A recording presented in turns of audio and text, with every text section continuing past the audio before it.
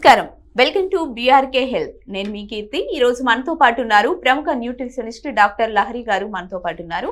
Madam అడిగి మంచి మంచి హెల్తీ ఫుడ్స్ గురించి తెలుసుకుందాం.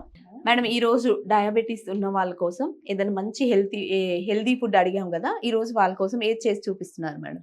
ఇవాళ మనం మష్రూమ్ పనీర్ రైస్ చేసుకుందామండి. డయాబెటీస్ ఉన్న వాళ్ళకనే కాదు, అందరూ ఇంట్లో ఉన్న వాళ్ళందరికీ కూడా కొంచెం హెల్దీగా టేస్టీగా ఉండేలాగా ట్రై చేద్దాం. ఓకే మేడం, తప్పకుండా స్టార్ట్ చేద్దాము. షూర్. మేడం, దీనికి కావాల్సిన ఇంగ్రీడియంట్స్ గురించి చెప్పండి. కొంచెం ఆయిల్ అండి. ఎనీ ఫుడ్ జనరలీ మనం కుక్డ్ ఫుడ్ అంటే ఆయిల్ యూజ్ చేస్తాం కదా, కానీ కొంచెం తక్కువ వాడాలి. ఆయిల్ యూజ్ చేసుకుంటే బెటర్, రెస్ట్రిక్టెడ్ యూసేజ్. అండ్ మనం ఇక్కడ నాన్ స్టిక్ యూజ్ చేస్తున్నాము, బట్ స్టీల్ గరిట అనేది వాడుతున్నాం. బట్ ప్రిఫరబుల్ ఏంటంటే వుడెన్ గానీ సిలికాన్ గానీ తీసుకుంటే ఆ గీతలు అవి పడకుండా ఉంటుంది. కొంచెం ఆయిల్ హీట్ అయిన తర్వాత ఇంగ్రీడియంట్స్ వచ్చేసి మనకి రకరకాల వెజిటబుల్స్, ఆల్ కలర్ఫుల్ వెజిటబుల్స్ తీసుకుంటున్నామండి. మష్రూమ్ అన్నాం, ఎనీవే మష్రూమ్ పనీర్ అని. మష్రూమ్ ఉంది, పనీర్ ఉంది, అట్లాగే బెల్ పెప్పర్స్ ఆర్ క్యాప్సికమ్ తీసుకుంటున్నాము. అన్ని colours of capsicum, green, yellow, red capsicum, అట్లాగే ఆనియన్స్, అల్లం వెల్లుల్లి తీసుకుంటున్నాము. అండ్ వీటన్నిటితో పాటు ఏంటంటే మనకి రైస్, ఆబ్వియస్లీ ఇది vegetables based rice, mushroom rice కాబట్టి. సో ఫస్ట్ వచ్చేసి మనం కొంచెం అల్లం వెల్లుల్లి. మామూలుగా ఒక డౌట్ మేడం, డయాబెటీస్ ఉన్న వాళ్ళు రైస్ తినకూడదు అనేది ఒకటి ఉంటుంది కదా మేడం? అవునండి, తక్కువ తినాలి అని. సో ఈ రైస్ కి కూడా ఒక స్పెషాలిటీ ఉందండి, అది కూడా చెప్తాను. సో ఆయిల్ వేడెక్కింది, సో విల్ జస్ట్ యాడ్ అల్లం వెల్లుల్లి. సన్నగా చాప్ చేసుకుంటే చాలండి, పేస్టే అవసరం లేదు. బట్ మీకు అలా ప్రిఫర్డ్ అయితే కనుక పేస్ట్గా కూడా చేసేసుకోవచ్చు. ఓకే. నెక్స్ట్ కొంచెం కలుపుకొని, నెక్స్ట్ వచ్చేసి ఈ క్యాప్సికమ్, అట్లాగే ఉల్లిపాయ కూడా యాడ్ చేసేసుకోవచ్చు. అన్ని కలర్స్ క్యాప్సికమ్ వేసుకుంటున్నామండి. సో మెయిన్లీ డయాబెటీస్ ఉన్నప్పుడు ఏంటంటే బ్లడ్ గ్లూకోజ్ని కంట్రోల్ చేసేటువంటి ఆహారం తీసుకుంటే మంచిది.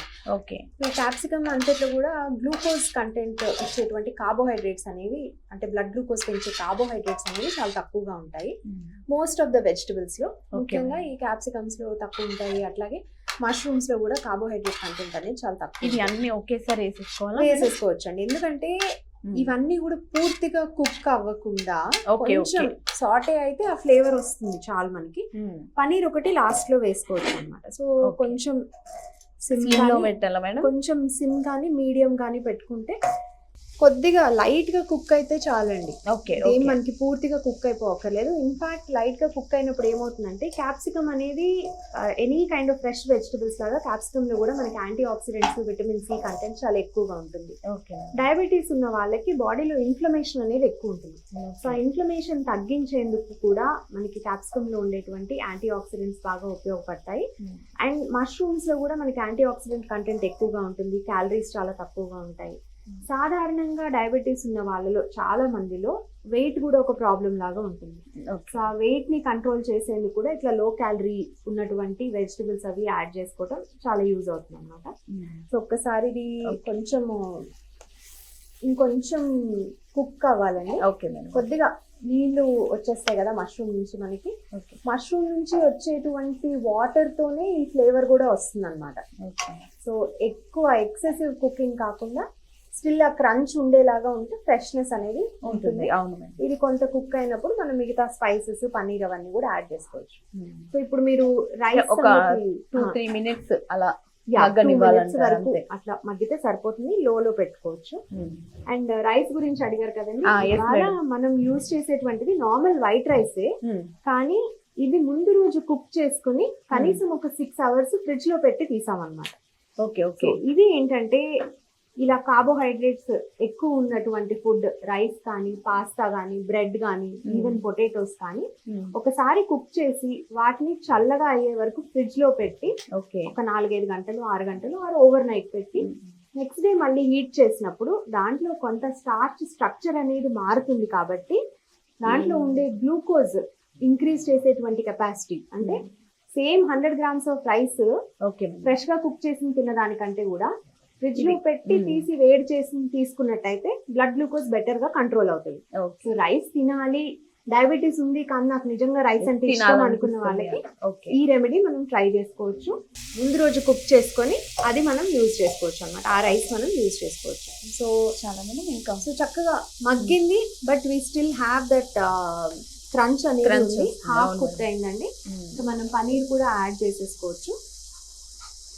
పనీర్ కూడా ఎక్కువ కుక్ అవ్వాల్సిన అవసరం లేదు. పనీర్ కూడా ఏంటంటే మనకి ఆల్రెడీ ప్రీ కుక్డ్ కదండి, మిల్క్ కర్డ్ అయినప్పుడు పనీర్ ఇది తొందరగా కుక్ అయిపోతుంది. మేడం అండ్ పనీర్ వచ్చేసి మనకి దీంట్లో ప్రోటీన్ కూడా యాడ్ చేస్తుందండి. కొంత అమౌంట్ ఆఫ్ ఫ్యాట్ ప్రోటీన్ కూడా యాడ్ చేస్తుంది. జనరలీ మనం తీసుకునేటువంటి ఆహారంలో కార్బోహైడ్రేట్స్ తో పాటుగా కొంత అమౌంట్ ఆఫ్ ప్రోటీన్, అట్లాగే ఫైబర్ అండ్ కొంత ఫ్యాట్ ఉన్నప్పుడు ఈవెన్ కార్బోహైడ్రేట్స్ ఎక్కువ ఉన్నా సరే మన బ్లడ్ గ్లూకోజ్ అనేది బెటర్ గా కంట్రోల్ అవుతుంది. మామూలుగా మనం చూసుకుంటే షుగర్ ఉన్న వాళ్ళు కొంచెం వెయిట్ గెయిన్ అవుతారు అంటారు కదా మేడం తొందరగా. దేనికి ఎందుకు అవుతారంటారు మేడం? బ్లడ్ గ్లూకోజ్ కంట్రోల్ లో లేకపోతే వెయిట్ గెయిన్ అవుతారండి. ఓకే, అంటే అందరు వెయిట్ గెయిన్ అయ్యే అవకాశం ఉంటుందా? కొందరైతే అవుతారా? అంటే అవసరమైన దానికంటే ఎక్కువ క్యాలరీస్ తీసుకుంటే ఎవరైనా వెయిట్ గెయిన్ అవుతారండి. దాంట్లో ఇలా ఉంటేనే అవుతారు అనేది ఏం లేదు. సో అందుకని మనము రెగ్యులేట్ చేసి పోర్షన్ రెగ్యులేట్ చేయాలి. ఇలాంటివి తీసుకున్నప్పుడు ఏంటంటే ఇందులో చూస్తే మాక్సిమం క్వాంటిటీ మనకి వెజిటబుల్స్ ఉన్నాయి. ఆ వెజిటబుల్స్ అన్నిట్లో కూడా క్యాలరీస్ అనేవి చాలా తక్కువగా ఉన్నాయి. ప్లస్ ఫైబర్ కంటెంట్ చాలా ఎక్కువగా ఉంటుంది. సో ఇందులో ఉన్నటువంటి ఫైబర్ కానీ వెజిటబుల్స్ నుంచి కూడా కొంత ప్రోటీన్ వస్తుంది. ఆ ప్రోటీన్ వలన కానీ పనీర్ నుంచి వచ్చేటువంటి ప్రోటీన్ వలన కానీ వీటన్నిటి వలన మనకి ఈ రైస్ లో ఉన్నటువంటి కార్బోహైడ్రేట్ ఆల్రెడీ ఫ్రిడ్జ్ లో పెట్టి తీసినటువంటి రైస్ కాబట్టి బెటర్ గ్లూకోజ్ కంట్రోల్. దానిపైన అడిషనల్ గా ఫైబర్ ప్రోటీన్ కూడా ఉంది కాబట్టి బ్లడ్ గ్లూకోజ్ ఇంకా చాలా బెటర్ గా కంట్రోల్ అవుతుంది. సో దానికోసం అని మనం రైస్ ఇట్లా పెట్టుకున్నాం. రైస్ యాడ్ చేసుకునే ముందే మనం కొంచెం సాల్ట్ అట్లాగే స్పైసెస్ కూడా. సాల్ట్ కూడా అండి ఎక్కువ వేసుకోవాల్సిన అవసరం లేదు. లిమిటెడ్ క్వాంటిటీలో వాడితే సాల్ట్ వాడకం తగ్గించుకుంటూ ఉంటే మంచిది. అట్లాగే స్పైస్ కోసం మనం కొంచెం చిల్లీ ఫ్లేక్స్ వేసుకుంటున్నామండి, ఫ్రైడ్ రైస్ లాగా అన్నమాట. స్పైస్ కూడా మనకు కావాల్సినట్టు. అలాగే కొంచెం ఫ్లేవర్ఫుల్ గా ఉండడానికి ఆరిగనో ఉంటుందండి, ఇటాలియన్ ఫ్లేవర్ వస్తుంది. సో ఆరిగనో కూడా కొంచెం యాడ్ చేసుకుంటున్నాము. అంతవరకు యాడ్ చేసి మిక్స్ చేసి ఫైనల్లీ మనం రైస్ కూడా యాడ్ చేసేసుకోవచ్చు.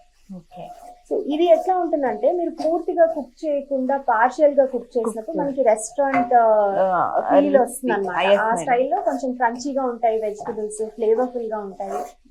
మీరు ఉప్పు కారం మసాలాలు ఎక్కువ వేస్తే వెజిటబుల్స్ కి న్యాచురల్ గా ఉన్నటువంటి ఫ్లేవర్ మనకి తెలియదు. మష్రూమ్ లాంటి ఫ్లేవర్ఫుల్ ఫుడ్స్ ఉన్నప్పుడు ఏంటంటే వేరే మసాలాలు తక్కువ వేసుకున్నప్పుడు వాటికి న్యాచురల్ గా ఉన్నటువంటి ఫ్లేవర్ మనకి తెలుస్తుంది.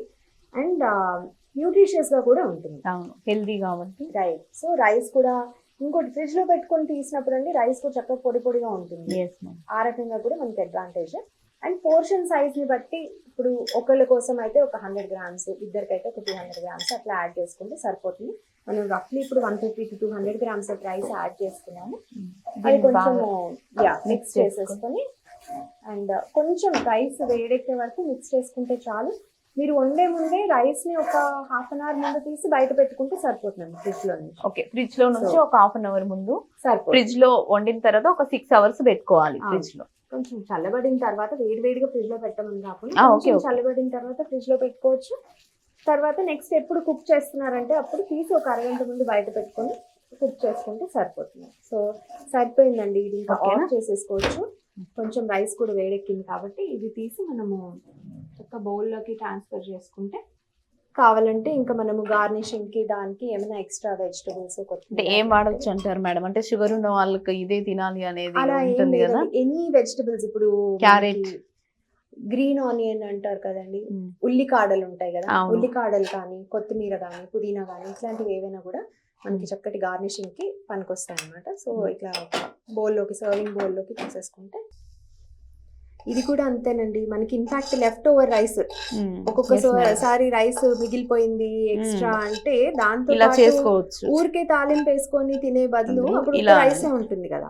ఇలాంటివన్నీ అన్ని ప్రోటీన్స్ ఉన్నట్టు ఉంటుంది, వేడి వేడిగా తిన్నట్టు ఉంటుంది. ఎస్, అట్లాగే చాలా ఫైబర్ ఉంటుంది, అన్ని రకాల విటమిన్స్ మినరల్స్ ఇవన్నీ కూడా వస్తాయి కాబట్టి మనకి చాలా హెల్దీగా ఉంటుంది. చూసారు కదండి, మంచి హెల్దీ రైస్ అయితే మేడం రెడీ చేశారు. ఎవరైనా తీసుకోవచ్చు. ఇది షుగర్ ఉన్న వాళ్ళకు తినాలి అని అనిపించేటట్టు ఉండే రెసిపీ ఇది. అందరూ తీసుకోవచ్చు హెల్దీ రైస్. నేను టేస్ట్ చూస్తున్నాను, చాలా బాగుంది. ఇది మీరు చూసారు కదా వీడియో, దీన్ని రెడీ చేసి ఎలా ఉంది అనేది తప్పకుండా కామెంట్ చేయండి.